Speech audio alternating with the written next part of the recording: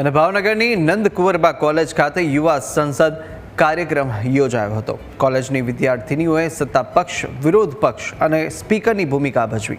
તો યુવા સંસદ કાર્યક્રમથી યુવા ધનને રાજકારણમાં રુચિ વધે તે હેતુથી આ કાર્યક્રમનું આયોજન કરવામાં આવ્યું, જેમાં પીએમ મોદી, અમિત શાહ, રાહુલ ગાંધી તેમજ અન્ય નેતાઓના પાત્રો પણ ત્યાં ભજવવામાં આવ્યા। લોકસભામાં જે રીતે પ્રશ્નોત્તરી અને તેને સંલગ્ન મંત્રીઓ દ્વારા જવાબ આપવામાં આવે છે તેવી જ પ્રસ્તુતિ ભજવવામાં આવી હતી।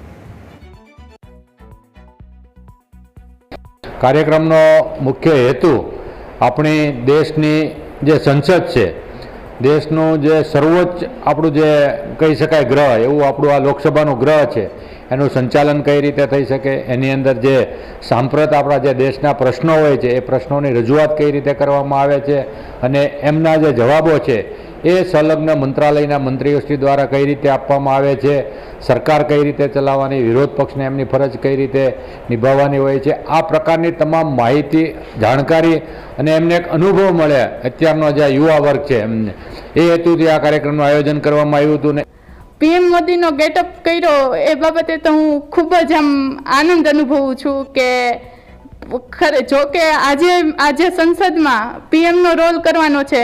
આમ તો હું એમની સરખામણીએ ન જ આવી શકું, પણ આજે જ્યારે હું એમની મિમિક્રી કરીશ, એમનું જે સંબોધન છે તેની વાત કરીશ, તો હું ખૂબ જ આનંદ અનુભવું છું કે અને ખરેખર આમ અનુભવું છું કે હું પીએમ બની એમ।